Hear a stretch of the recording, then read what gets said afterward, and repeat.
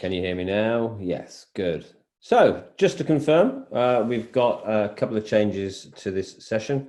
One due to family issues, and one due to miscalculation of time zone between Western Australia and the East Coast. So, so this session today. So where you are, you're in the Working with Young Men Symposium, a part of the Men's Health Connected Health Summit. I'm Glenn Poole of the Australian Men's Health Forum.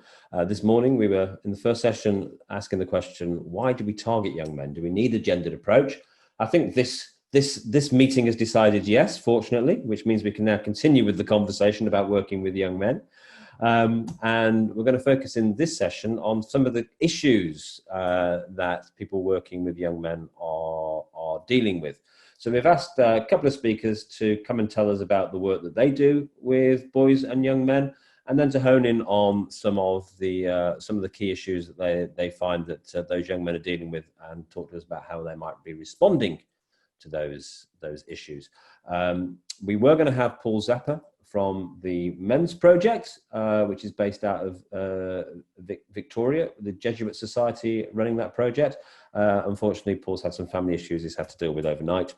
Also, we're going to be joined by Delroy from Youth Focus in WA, who in recent years has been running the Young Men's Project, which is an excellent initiative. Unfortunately, Delroy's had a bit of an issue with the time zone and won't be joining us. Jane Higgins, however, CEO of the Odyssey Programme in South Australia, has been on our radar for a few years and has been doing work with young boys, which he's going to be telling us about quite shortly through the school system. And also joining us at short notice is Jai. What's your surname, Jai? Cardona. Jai Cardona. Yeah. You know from our friends up in the Northern Territory at the Darwin Indigenous Men's Service, who speak very highly of the work that Jai does. Did we meet when I was up in Darwin last year, Jai? Sorry? Did you and I meet when I was up in Darwin last year? Yeah, we did. Yeah, we were doing that project with young men. Yeah, very briefly, and then we were at the NT Awards as well. Yeah, cool. Yeah, thought so. Yeah, just trying to connect. We've been exchanging emails a lot. I was trying to connect. Did we actually meet in Darwin? And we did. Good. So then we've got two speakers, and I'm going to encourage everyone who's working with young men as well to bring your issues to this conversation to the table. But first, so we'll come to Jane first, and then Jai second. And what I'll ask each of you to do is I'll give you about up to 10 minutes to first introduce yourself so people know who's speaking, and tell us about the work you're doing. Tell us your story. Why do you work with young men and boys? And then lean into the issues that most challenge or interest you. Explain what they are, and then maybe talk about some of the ways that you're working with young boys to solve some of those issues. So Jane, thanks for being here. Haven't seen you face to face since the awards. Since the awards in South Australia this time last year. So nice to see you online, and looking forward to seeing you face to face again soon when we all get released from our current situation. Thanks for being here, Jane. Thanks for having me. So you'd like me to start off? Over to you. You've got lovely. 10 minutes if you to tell us your story, and off you go. Oh my God. Okay, I've only got 10 minutes. All right. Hello, everyone. It's lovely to be here. Thank you for the invite to have a chat with you all. I work with adolescent boys all over Australia. I'm based here in South Australia. So what I basically do is I go into schools and with my team of men and young men, and we work with adolescent kids from the ages of around 12 up to around 18. So we spend a day with the boys talking around masculinity. What does it mean to be a good man? What are the definitions that they've had around masculinity? What do they see culturally? What do they see in their homes? And what does media tell them about being a young man in Australia today? And then we go into things like friendships. So if you've got a mate who's doing something really dumb, how do you get out of that situation and still hold face? We talk about the bystander and the upstander versus focusing on bullying situations at a heart. We look at how we can change culture within a cohort or within a school as well. And then depending on what the school's got as an issue, so some schools might have drug and alcohol, they might have some leadership issues. It just depends on what they've got. We've got a range of workshops that we offer schools. And then we will go into respectful relationships. So what does it mean to have a respectful relationship? What does it look like? What does it feel like?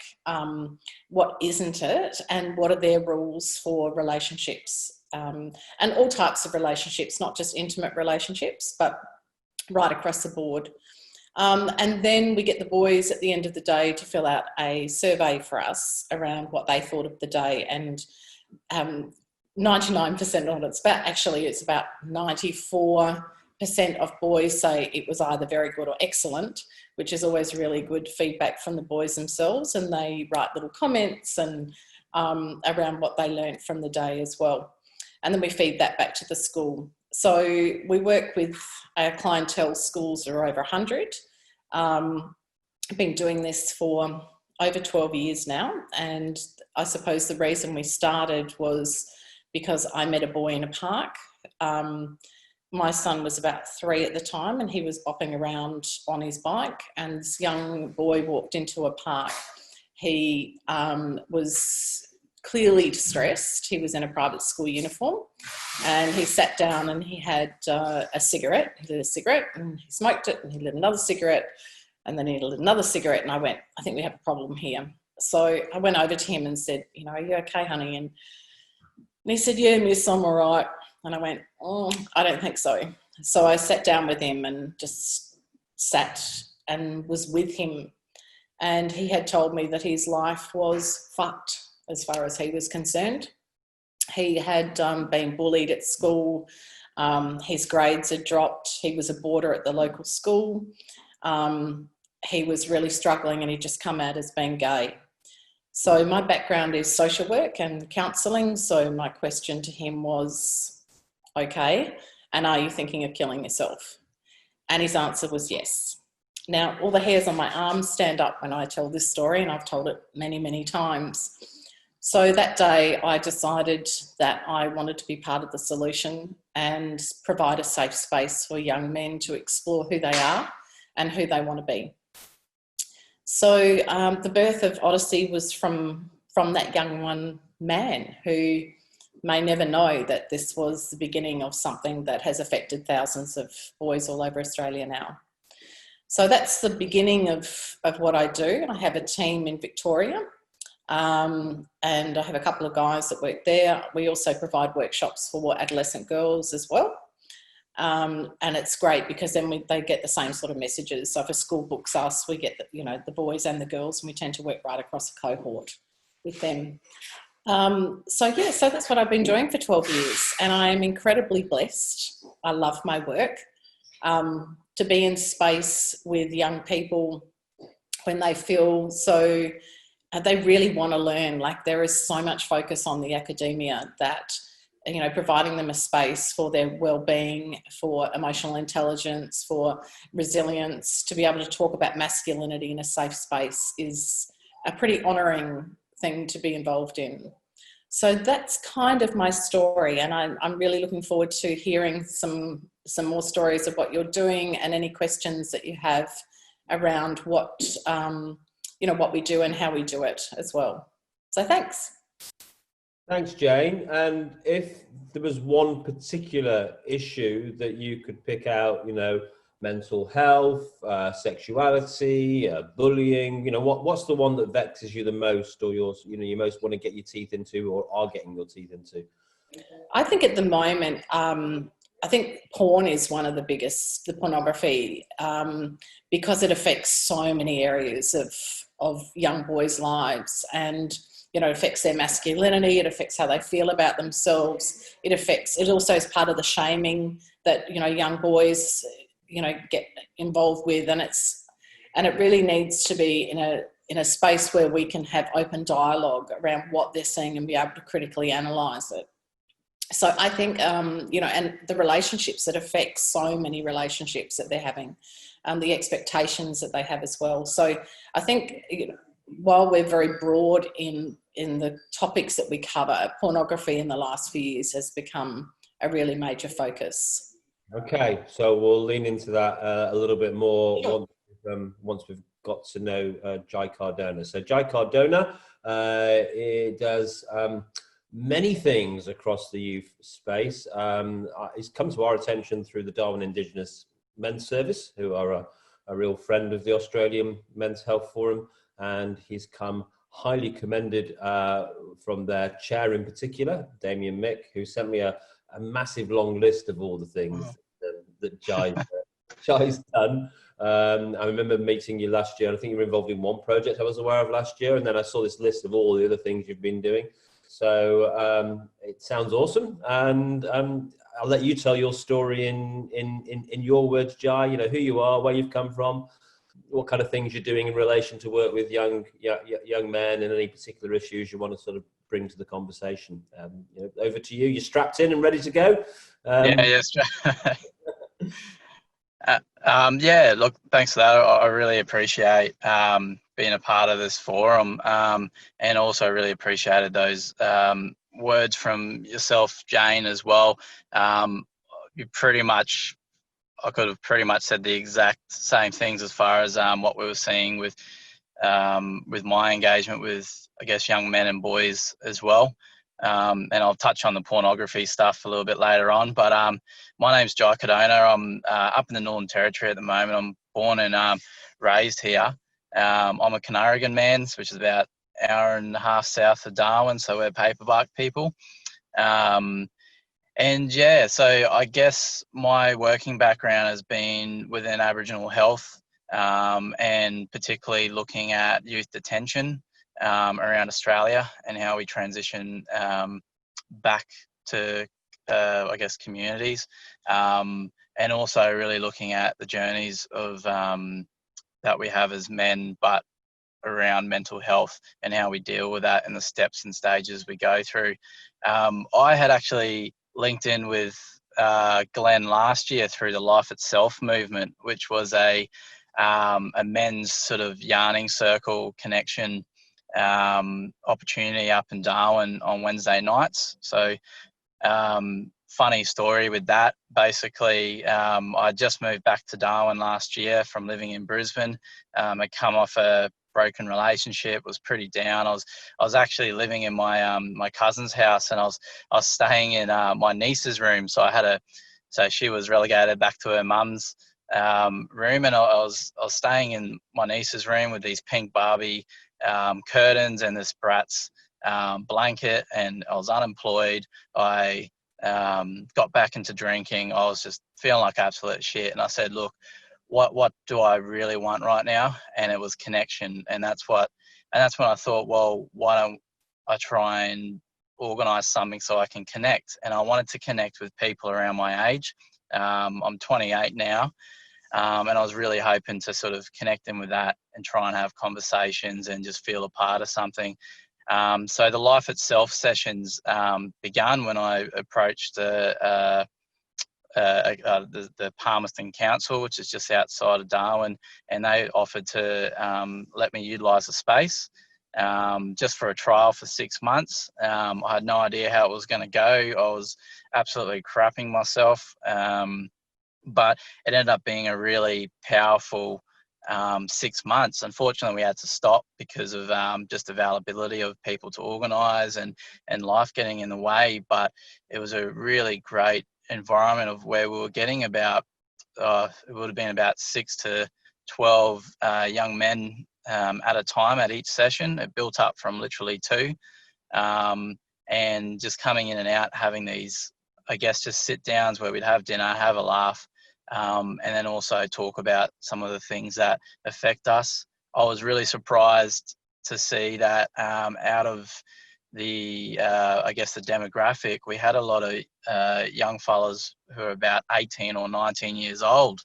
come down and talk, whereas I was kind of expecting more people around my age, around that 28, 29-year-old mark. And so that was a really positive thing, and it was a lot of learning for me as well. And it gave me a bit of healing. And then from that, I kind of wanted to look around and see where else I could connect in. And that's when I started connecting in with the Darwin Indigenous Men's Service. And that's been great. It's been amazing just finding these little pockets where you can be vulnerable and sit back and think. Now, even though the Life Itself sessions don't happen anymore, I actually run my own mentoring and connection sessions in Dondale Youth Detention Centre on Wednesdays, and that's been fantastic. I've really enjoyed it. I sit down and have dinner. We talk about whatever issues they're ready to talk about at that time, and basically it's all about sort of, I guess, guiding where we want to go and who we want to be. So I've been really fortunate, particularly in the last year, to have worked with a lot of young boys and men. Sorry, and I forgot one more thing. I was really fortunate to have worked for an organisation which ran a youth hub. So I ended up being the coordinator and the team leader of a youth hub where we'd have up to 40 youth at a time come in. A lot of the time these youth were at risk, and just watching, I guess, the behaviours of and engagement of a lot of boys from 12 to 13 and then the 16 to 17 marks was a really interesting time, which I was very lucky to learn from. Just to jump to the issues, relationships is absolutely massive. I see that disconnect that a lot of young men and boys have now through relationships. We can talk about social media having a play in that as well. I think we can also talk about the disconnect between, the generation. And if we talk about young people, we go 30 downwards to say about 10. The disconnect from the older generations due to the technological evolution that we've had has been hard to understand, and the new ways we look at the world. Youth aren't connecting in or struggling to connect in with, I guess, their elders a lot. I can talk about that from an Aboriginal point of view, but also generally in mainstream, we're seeing the disconnect a lot of the times, particularly from youth between young boys from 14 to 18. They're always crying out for those male role models. They're always wanting to know what their dad's doing or where they are. But they're also falling into this narrative of that. I guess we've got lateral violence within men ourselves, where we believe that we're only a certain thing. Just the same as we look at pressures with what women face, and there's many, and also body, stigmatization and stuff like that. We started looking at sports and the role that it actually plays in men. And this was really interesting to me. And sorry, I know I've only got 10 minutes, but we look at rugby league, for instance, and if you're one of the muscly, and we learn this from boys, if you're one of the muscly boys, you'll be a second rower or a lock. If you've got fat on you, you'll be a prop. If you're skinny and wiry, like I was, you're a winger. So we start learning that we fit in a box with how we look as well. And so it's just kind of having these conversations around not fitting in the boxes that you think you need to be in. Pornography is a absolutely huge issue as far as relationships and outlooks, outlooks on the world. We're looking at, I guess, due to the digital age, I guess you could say from people born in probably from 1990 and then upwards, have basically had access to pornography videos from 12 or 13 or before that. And so this is a new learning curve. I remember being, I remember being 12 when, you know, the dial-up internet sort of was a kind of a thing, and then that access to all this broader material was there. But now we've got a generation of boys and girls who have access to phones, and can access any of this information. And I really see the difference in how some of these boys talk about their relationships, and consent. Consent has been a big chat I've had, particularly in the youth detention centres, about understanding things around that, and that value. So I guess just to try and wrap it up, it's really around those relationships with themselves, and others, and really valuing that and that connection. Great. Thanks, Jai. Thanks for bringing all you're bringing to this this conversation, both in terms of your own personal journey, but the work you're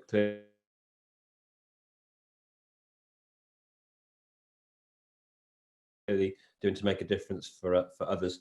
And set aside the porn, which is clearly going to be an issue you both want to pick up. I'm sure there's a load of questions people might have around the Dondale Detention Centre, and you know, the kind of lives and journeys that are and issues that are putting young fellas into that place.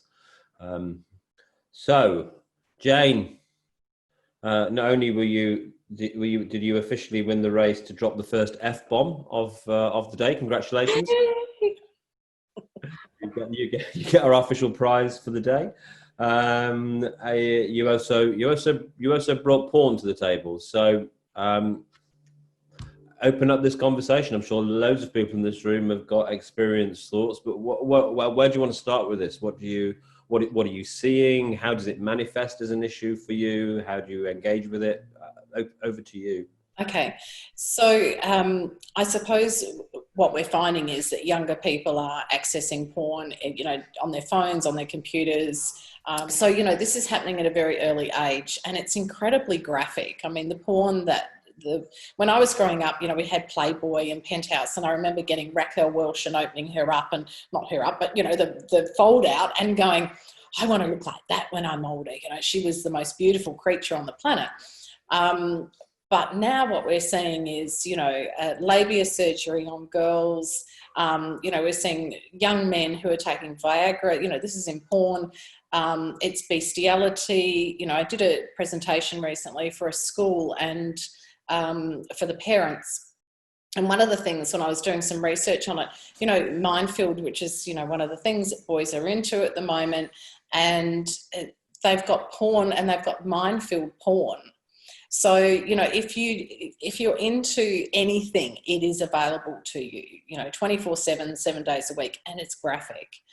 The other part that concerns me is we've got, and as Jai was talking about too, you know, the consent, which I think is a major part of what we need to be doing with educating young people right across the board, but especially sexual consent. You know, it's got to be enthusiastic, it's got to be continuous, it's got to be verbal, and young people just have not been getting those kind of messages. So that really concerns me. Sorry about the doorbell in the background. I'm having all these tradies working around me at the moment. Sorry. So I think also consent as far as, you know, giving grandma a hug, it starts early, and those kind of things that we need to be having conversations with young people about. The other thing that concerns me is, you know, I've been in some schools where I've had young men who have been expelled because they've been year 11s, they've decided to have a consensual relationship with each other. The young man has put the young woman in compromising positions. She had agreed at the beginning, but halfway through she withdrew her consent. But his answer was, "You like it like that, bitch." So, and he took that straight out of porn.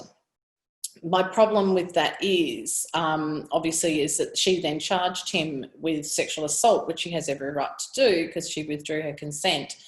But he's confused. He's watching one thing on one hand, you know, pornography, and then he's trying to imitate that in real life and coming up with all the issues that he's coming up with. So I think porn goes into so many different relationships that we have to be really mindful of what we're teaching young people about it. Right. Thanks, thanks, Jane, and for your builders off.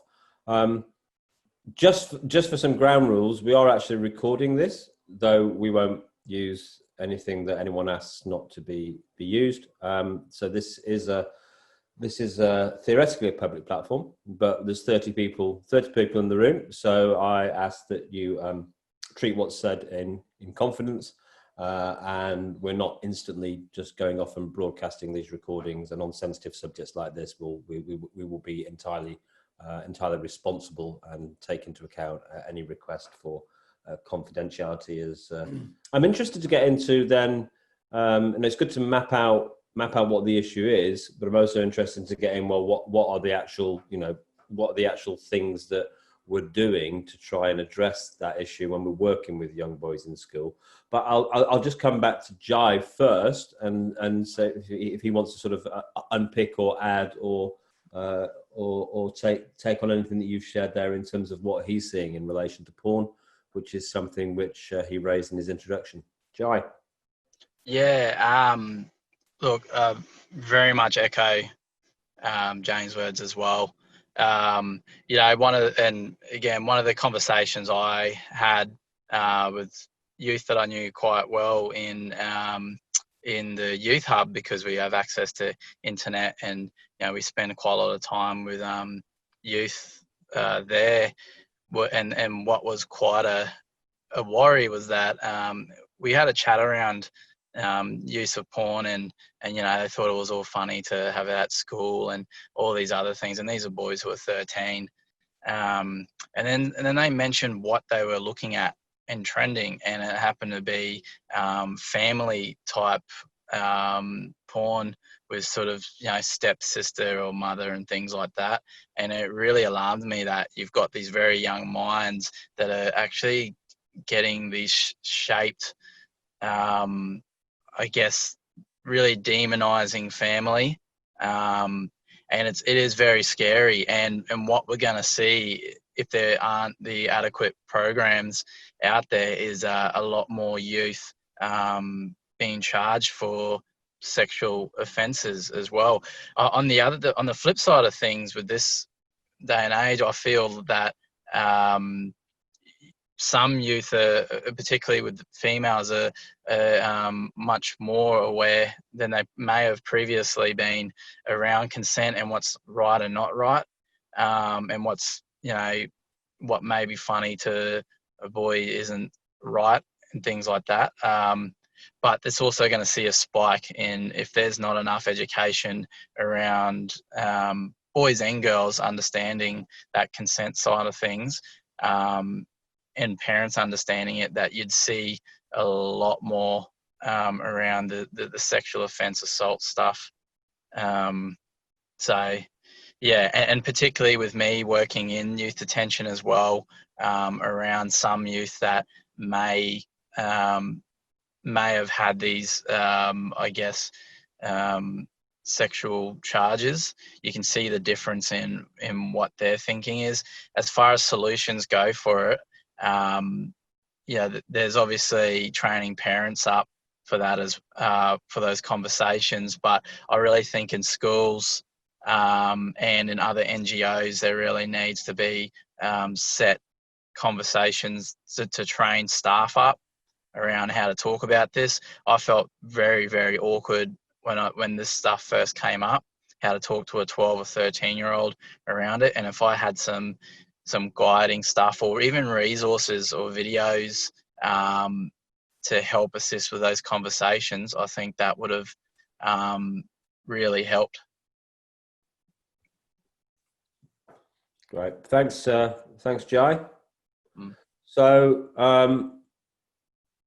where do you learn to have a conversation about porn with a 12 or 13-year-old? That's a really tough starting point. It's not something any of us sort of like expect to be doing, or conversations we expect to be having. I'm really interested to, I would like us to lean into more of that solution focus, because this session is about, tough issues, plus what's working. And I'm also interested to get reflections from the room as well. I've noticed that Gary's got his hand up. I noticed that Amy from Top Blokes has joined us, who's speaking in a later session, but I know it would be a topic that that you guys are dealing with in schools. Didn't warn you that we're going to walk straight into a conversation about porn, but then I guess in your industry, it's not unexpected, Amy. So if you want to contribute, you're very welcome. And anyone else who's in the room, I see there's some comments coming on here in the chat box as well from Arian and Alex. So lots of people we can potentially hear from. But Gary, you had your hand up first, so I'll go to you. And give me a nod. Anyone else, if you want to contribute, wave a hand or just give me a visual nod. Gary? Hi, Jai. Hi, guys. I'll just be brief. How do we talk to younger people about sexuality in general and pornography as one of those sort of facets? In my limited experience with rites of passage programs, where we've had boys 12 to 16, what I found was the magic, and I was quite amazed how much they were willing to share, was to create the sacred space. So they're with their dads, they're with uncles, they're with facilitators. You know, there's a log fire, we're all sitting around in a circle with a mug of coffee, and it might have started a little bit uncomfortable. That's not an easy subject. But as we got a few laughs going and as the space warmed and we knew that we wouldn't be shamed and it wouldn't leave that space, I was pretty amazed how deep the young guys were willing to share. Trying to talk about stuff like that in a normal daily environment, that's not easy, and not all parents are really, equipped to go there. So in this kind of empowered space, that's my recommendation, is that I actually saw amazing stuff shared if you create the right space. That's it. Thanks. Yeah, and coming to you in a second, Amy. Yeah, Gary, I've certainly heard guys in the sort of rites of passage men's gathering world over here in Queensland sharing, similar stories to what you've just said, that create the right environment for fathers and sons, and they'll have really open and authentic conversations. So if you create the right environment, the conversations emerge, and that's not just really helpful for the young men, but it's also incredibly rewarding for the fathers as well to be able. It's amazing. Yeah. Can I just say, Glenn, too, where we are with technology, sadly, I don't really think there's any going back. Yeah, absolutely. So we must deal with this. We've got to get, as Jai said, he would love to have a framework or a structure, because kids aren't going to stop using mobile phones, and we're not going to get less connected. We're going to get more connected. Yeah. So yeah, we've got to deal with it. Yeah, and thanks also, Gary, for linking that as well. So just that general conversation about sex. I mean, I'm 50. My dad was born in the 30s. His parents were incredibly Victorian, born in the Edwardian era, but incredibly Victorian, and all of that kind of repressed belief around sex and sexuality was carried forward. And I remember he was also a very dutiful man who knew that he had certain roles and responsibilities as a father. So much so that, and he was a beekeeper, and so much so that I can't remember what age, maybe about 11 or 12. He actually sat me down in the bathroom, of all places, on the edge of the bath, and he brought a bee in from outside, and he explained how bees reproduced, and then mumbled something about, and it's like that with humans too, and ran away. And I was perplexed, and it was only about 10 years later, in my early 20s, I suddenly went, oh, that was the birds and bees talk. But of course, by that stage, I'd already found, that was the late 70s, early 80s. We used to find, print pornography lying in ditches and things. We'd already had that kind of schoolyard education about, you know, from our best mate John, who had 6 older sisters and who knew everything, you know, or we Yes. thought he knew everything, and that was before the age of smartphones or even. Can I just put the a internet. quick positive spin on one aspect of sexuality? Is that it's very related to relationships, which I've already said are really important about being inclusive. So here's something that rang to me when Arian said that a lot of older counsellors or parents, whatever, we're not connected with a lot of the young people, even in the terms, we need to understand their terminology, how they talk around relationships. Hooking up is a thing, or they're having a thing. It's not the same as when I grew up. There was boyfriend, girlfriend. It was completely different. So we need to actually know from the positive side if we're going to help lead them into a modern relationship. I reckon that's sorry, Gary. I reckon that's such an important aspect too when we talk about relationships, where there's seems to be this grey area, particularly when, you know, me working with boys and younger men, this grey area of the seeing stage now, where it's not quite monogamous. It's sort of there's all these grey barriers and different levels of thinking, and it's really about being quite clear as well, and I guess assisting people, but, you know, and boys to learn to really be clear with what their intentions or what they want, because that is such a true statement that you made there, that there's this extra, it's not just boyfriend, girlfriend, or whatever you want to call it anymore. There's steps between, and it's creating a lot of chaos in the lives of a lot of young boys and girls. Right. Thanks, Jai. I want to come to Amy Harvison of the Top Blokes Foundation in New South Wales. Amy.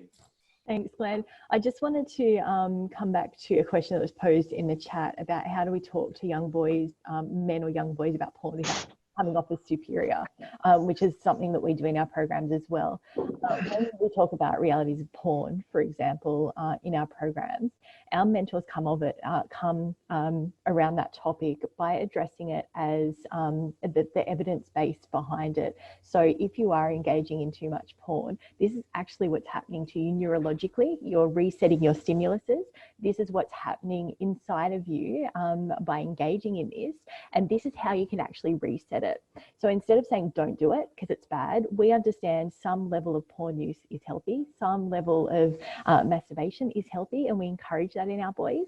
But what we do understand is giving them the evidence and that critical thinking piece to allow them to make informed decisions around the topic actually helps, rather than say don't do it, it's bad. So one of the things that we find a lot with our boys when we do talk about this is we will actually wrap up every session we have with our boys by issuing them a challenge. And when we do the realities of porn session with them, we actually give them a challenge to withhold for a week. Don't do it for a week and come back and tell us your stories next week of how you went. So that way we're teaching them that there is an opportunity to reset stimulus, but also just gauging how they're going to go out there, knowing what they know, whether they're still going to engage or whether they're going to make healthier decisions around that.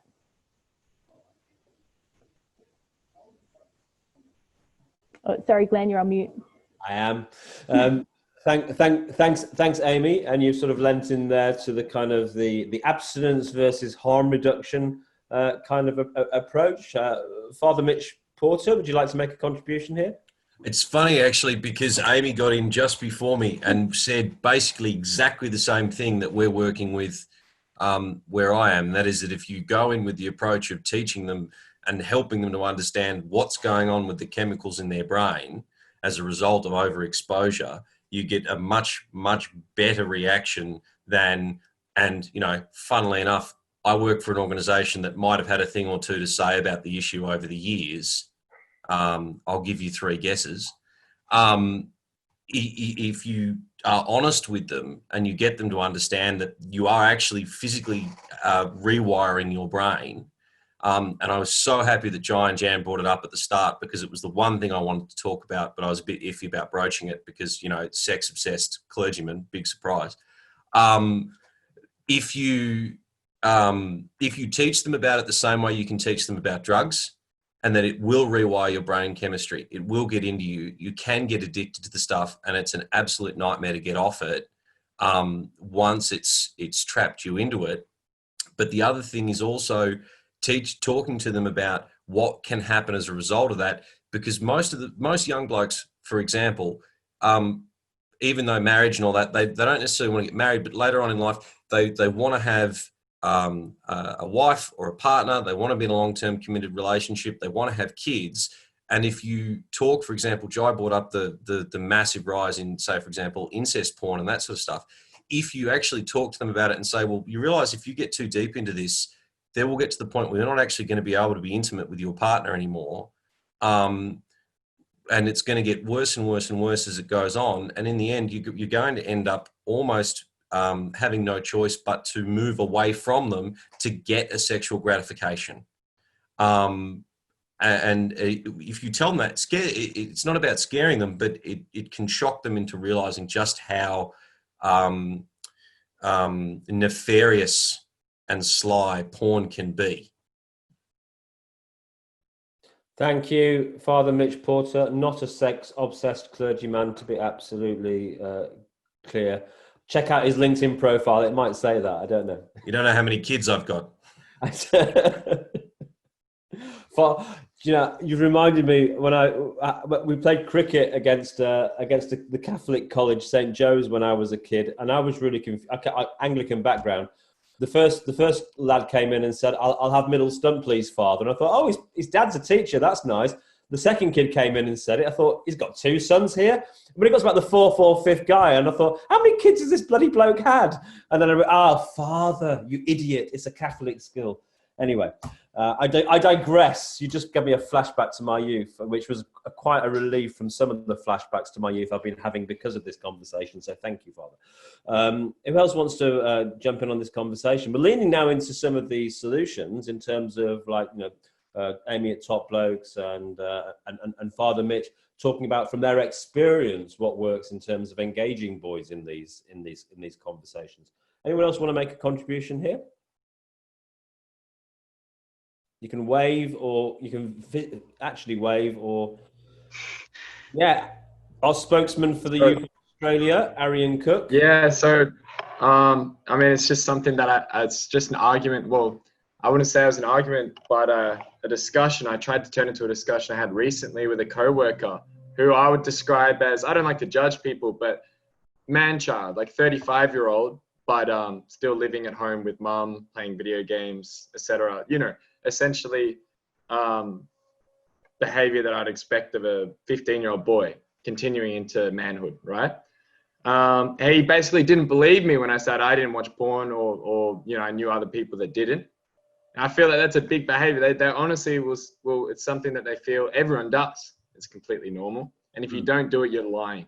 You're ashamed. You're lying. You're trying to hide it. I think that's really funny. I did mention there's a big movement at the moment called NoFap, various other movements. Have you heard of them? Yep. Cool. So like I said, the way you can market it so well to young guys is like, look, it's a superpower.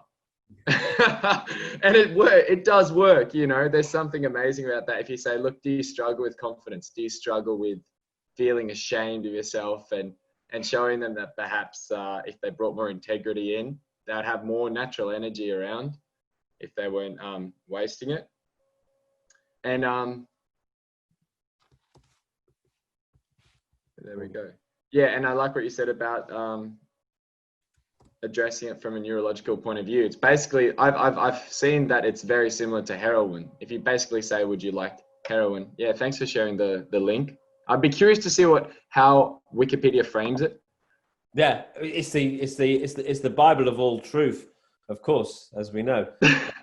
But I thought, there you go. People understand how credible Wikipedia is. They can take that. It says it's been simplistic, outdated, incorrect. So I see that. Yeah, it's very interesting. But we can talk about that later. Sure. So yeah, and on that neurological piece first, something that really struck me is actually, just in simplistic terms, we talk about in the men's health space about male-friendly services.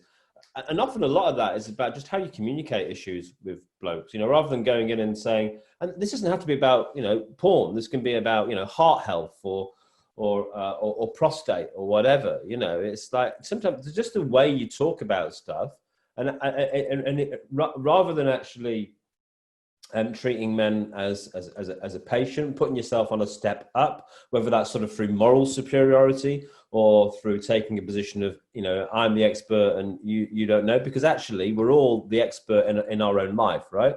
But that if you actually, give blokes technical information and education, often that's a really good starting point. And actually, I was speaking with a psychiatrist on our Blokes on the Couch program during Men's Health Week. And I often talk in simplistic terms of how one way to communicate effectively with men is start from the outside in rather than the inside out. So, rather than going, bloke's distressed, he's suicidal, we need to get him to talk about how he's feeling about it. Actually ask him what the bloody hell's going on in his life that's having him respond in this way. And he will tell you. Ask him how he feels about it. Often he'll just hasn't got a clue. It's like speaking in a foreign language. Does that mean that men can't speak about their feelings or other emotions? Not at all.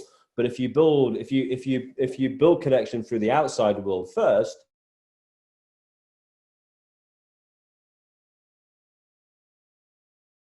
you then build trust and rapport, and those deeper, more layered or nuanced emotional conversations. So I just call that the outside in approach versus the inside out. And then I sat for 5 minutes listening to one of our psychologist Blokes on the Couch last week, explaining how he works with men in therapy. And he had a much more sophisticated way of saying it, but it was exactly the same thing. He talked about building up the architecture of the man's life, getting an understanding of what his day looks like, what he does, how he responds, who the characters are. He talks about creating almost like the stage set of this man's life in order that he could actually get an understanding and therefore build rapport. And I can, if you go charging in and go, right, boys, we're going to talk about porn and how you need to stop doing it, you're never going to get anywhere. But that science approach, that's great. Here's some facts. Here's some stuff. Here's some information. Here's a conversation about the reality versus the kind of fantasy of porn. What a really awesome and authentic way to engage. So I'm going to come back to, I'm not sure where to take NoFap at the moment, Arian, but you've tabled it. So it's there. It's in the conversation. You're muted. It says I can hold down spacebar. It doesn't seem to work too well. I think this is bigger than any one movement. As again, we need to peel off. It's not about joining one little group and banding together. It's kind of looking a lot deeper. I think, a lot of young guys might even do that. They might abstain, but they will still, some part of them still has a desire, and they're actually suppressing the desire. And I think you haven't fixed the issue until that desire is gone, or until it's not something that's appealing. If it's still something that you want to do and you're just stopping yourself from doing it, you're just not going to feel too good about it. So there's some deeper understanding, but I guess it comes with maturity. But moving on. Yeah, I mean, it's interesting for me is that we don't have to move on at all. It's right. We can keep that on the table. Something that comes up for me, as someone who abstains from eating meat, and I abstain from smoking now, but more importantly, I abstain from drinking. And still, there is a kind of odd attitude towards people who don't drink. I mean, even just going to a doctor's surgery and filling out a form, it will often say, how many cigarettes do you smoke? Lots, not so many, none at all. It's assumed that not smoking is an option. When you get to the alcohol box, it'll often just say, well, how much do you drink a week? Is it once, twice, 3 times, 4 times? There isn't an option. Man. Yeah. An option that there's no times, because it's kind of like, well, obviously you drink, but just want. Yeah. It's very much our society. Yeah, our culture. Want to know how much you drink, and then we're going to double with guys, how often do you masturbate? Is it once or more than 100? And maybe not at all might not be an option, because there's an assumption that that it is just something that, or how often do you watch porn? It's an assumption that everyone does, and it seems in some areas of this stuff, and that move to our now much more permissive age, and away from some of the awful rigidity of the past.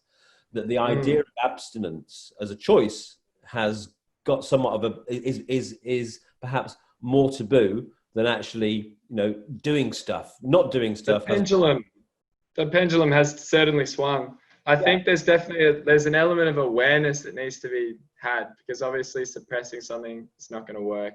If it's a natural, as we said, these things are just there, and regardless of how you feel about them, they're going to be there. So you've got to pay attention to them and sort of, I think blindly blocking them out or blindly indulging them, they're both just as bad. You're not paying attention to it. So, it's good that we're talking about raising awareness with it.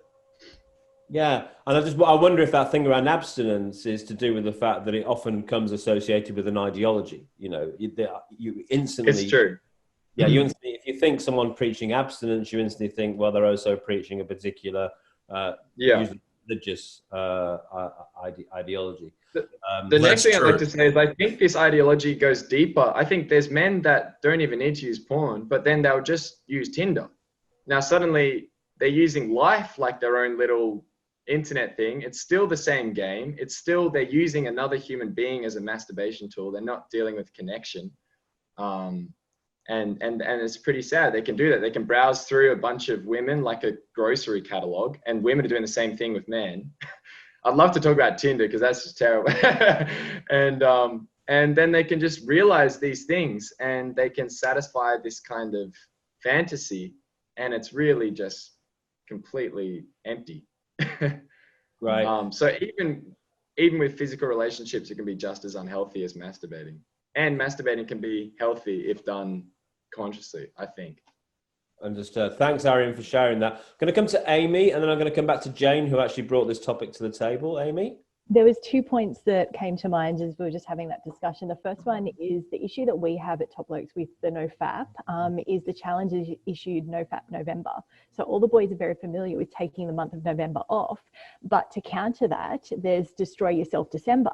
So effectively, there's a secondary challenge that actually undoes all of the work. So it's all about ensuring that that education piece and awareness is fed through with the challenge of NoFap. It's not just about NoFap, it's about the education piece that sits behind that. In terms of what was just mentioned with Tinder, we have 3 programs. We work with primary schools, high schools, but we also work with the older cohort, the 18 to 24-year-olds. When we work with our older boys, what we hear consistently from them is they have a really good understanding how to hook up. It's super easy. There's lots of apps to help them aid that, but they don't know how to build an honest and sustainable connection.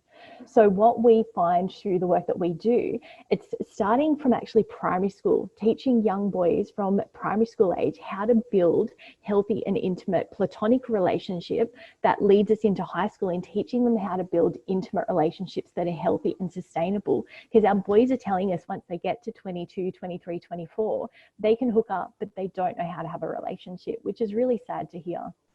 Yeah, going to come to to Jane and to Jai, who are our featured speakers, and then if we've got time, we'll come to some other people. So Jane, what's and really, well, anything you're picking up from this conversation, but also interested to hear what we know is working. Okay, so I suppose I would agree with Amy. I think those conversations need to be had really, really early, and it needs to be part and parcel. I mean, certainly with my boys, we talked about porn from when they were about 6 years old, because it was really important that they understood that if they ever came across it, what they were seeing. We didn't have locks on everything. We chose not to do that as a family. We chose education as the way of going. Doesn't work for every family. Everyone's different. But we really explained to them that what they were seeing was not real in so many ways, and they knew that they were actors and that they were playing a part, like they were seeing a movie and so forth. So those conversations became integral in all it just was everywhere. A movie we'd watch together, a normal movie, and we would have those conversations about what are you seeing in the relationships there, is there consent given? So I think in an ideal world, having those family environments that are really positive is a great start. It's not always possible, obviously. I also think that we need to be able to teach young people critical analysis of imagery and what they're seeing as far as media.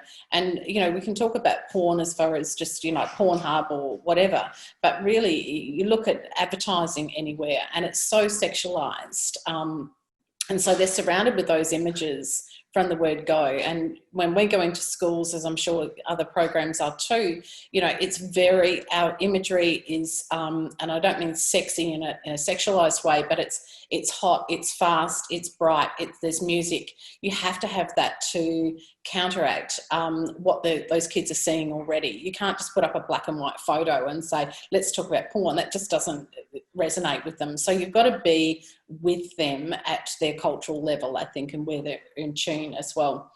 And I think also safe space is really important.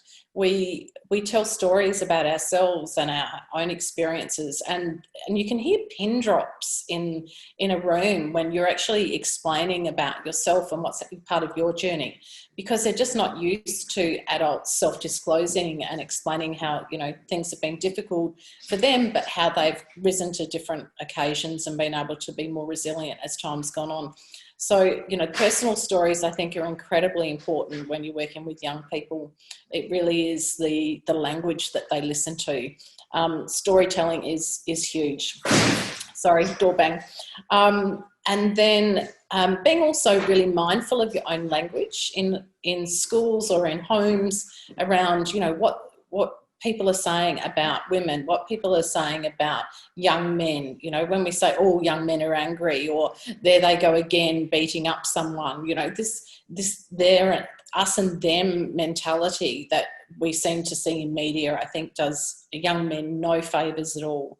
Because what they tell us about when we talk about anger and so forth is 9 times out of 10, the thing that concerns them the most when they're at school, and they get told off for things that they didn't do and they get blamed. And so you finish up with this blaming culture with young men and the feeling of shame, and then they act out and we go, what's going on here? You know, and of course it's breeding from those kind of things of shaming young men, and that goes into porn or a whole lot of other areas as well. I think the desensitisation that Father Mitch and Amy have covered, I think is really important as well. Boys need to understand that what they're seeing is not real. The more you do it, the more dopamine's released, etc. And once you give boys, though, that kind of information, they really do understand what's going on more. Now, is it going to stop them watching porn? Probably not. But it's going to give them some ideas and some choices. And to me, education is key. They then have a much bigger toolbox to draw from when they're analysing anything, I think, as well. So they're my thoughts. I think also the other thing I wanted to cover is the LGBTIQ plus community as well. I think that for young men especially, they're not seeing often them representing, if they're a gay young man or a bi young man, transgendered, they're not seeing themselves in media and so forth. So when they go to porn and stuff, you know, some of the things that they're seeing there are really quite graphic and intense, and they're scared to death of, you know, having sex because it's so graphic for them. And I don't think that's a great way of educating young LGBTIQ young people around sexuality. I think we need to be doing much better around that. Great, thanks. That's my thoughts. Yeah, no, thank you. Really rich conversation. And Jai, you're one of our panelists, and you brought this to the table too. What are you picking up from this conversation? What are your reflections? What do you think's working as well? So yeah, look, I think, and it's come up quite a few times from multiple people in this chat, is sort of, I guess, engaging on a level playing field, so without having that authoritative sort of way of being, and sort of saying, yeah, like, you know, this is bad or good or whatever.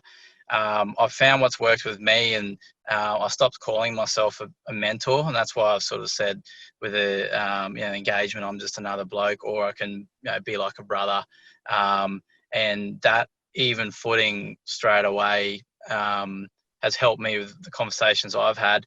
I've really found what's worked is actually just having stories about how it's been for me as a how when I was a boy at the same age or faced with the same issues, what happened with me, and it's quite honest as well, and particularly talking about where I've been told something and I've learnt, but I've still made that mistake again, and that's okay. But then I may have made the mistake a couple of times, but then eventually I learnt, and I was really able to empower myself to learn that way. And having those conversations with the young fellas definitely really puts just thought bubbles into their heads. So saying, I tried this, I did this. Now there's opportunities to do this. I don't really say you should do this or this, but maybe that could work for you, maybe that won't. And that's really, I remember having one conversation with a guy that was turning 18, and I had the similar conversation multiple times, and it was about relationships, and he slowly opened up about it. It was based off he eventually asked me, he said, how come when I'm with my girlfriend that it's all good, but I don't really want her, and then when she breaks up with me, all of a sudden I want her. And he was really struggling with it because he was caught in two worlds. And of course, there's the psychology behind the attachment theory stuff, and whatever may have happened traumatically. But the only way I got to that was talking to him about stories about my life, and when I've had my down patches and relationship stuff when I was 18. So I really find, if we can find a generation of young, pretty much, men or women, but people to facilitate these conversations and come in with your lived experience. We see a lot of roles these days with government and NGO spaces are looking for lived experience as a factor of how to best engage with your clientele. But when it comes to us having these conversations, whether they be with our personal relationships or in a professional setting, it's really being able to tell your story and see if points stick to youth. Another one was, we talked about the saying, treat 'em mean, keep 'em keen, and stuff around that. And again, yes, it comes back to that language that we use, and things like that. But yeah, really finding that even setting, and it takes time. And that's where I guess we get the struggles when we're looking at systems that essentially won't allow for those conversations. Schooling can be quite rigid, and make it tricky to have those conversations. I've yet to see life skills classes that really talk about relationships regularly. And I'd really like to see that sort of start to be embedded into curriculums, as that we talk about our relationships as well. And sexuality is a huge one. I remember, I play rugby league up here, and I play footy with the boys and a lot of the young men here. And I remember the anxious feeling that went over the room when we were talking about sexuality. And I said, you know what? When I was your age, I actually asked myself if I was gay or not. And that really opened up a conversation. And I actually had two of the young fellas come up to me, would have been about a month later, and said, oh, you know what, I've actually had that thinking before, but I thought there was something wrong with me. I said, no, there's nothing wrong with you at all. So it's just sort of allowing parts out for that. But the other flip side too is that if we want our young men to come in and talk to young boys and younger men about our stories, ensuring that we've got the support and knowledge for that if any trauma comes up, or being able to understand our own journeys, that we've got that support as well. That's about it. Great, thanks. Thanks, Jai.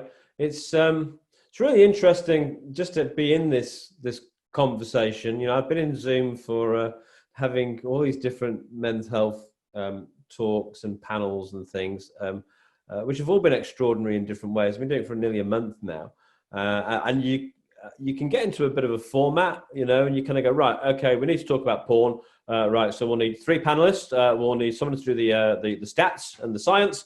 and then we'll need someone with lived experience will come and tell their story about how they had an awful problem with porn, and then they turned their life around and now they're saving the world. And then we need an excellent example of an intervention called the No Porn Project, and they'll deliver 12 slides which will tell us from A to Z very simply and quickly what you need to do in order to stop porn. We'll ask a couple of questions and then we'll move on to the next session. And that would have been all right. It kind of works, but this kind of unfolding kind of like conversation which has emerged simply because we have got 2 panelists rather than 3 because of circumstances, and because both of our speakers kind of just placed porn on the table as the issue, as one of the issues they'd love to explore. And I've had no idea where this conversation was going to go. And I've been in it, and it's unfolded for me, and it's been really interesting. And I think where I'm at in this conversation right now, as it unfolds, is certainly not a place of a settled conclusion, but an awareness of how we start to systemize stuff very quickly and try and simplify everything into a system, whether that's setting up a 1-hour panel discussion or trying to solve a social issue like pornography. I instantly think, okay, what is the perfect school program that you could give a talk for 30 minutes and you would get, you'd have something to measure beginning and end, and you could evaluate it. And if only that was delivered to every single boy in every single school, then we would resolve the issue. And it's like, we're talking about relationships, but what you've spoken about so much is about relationships.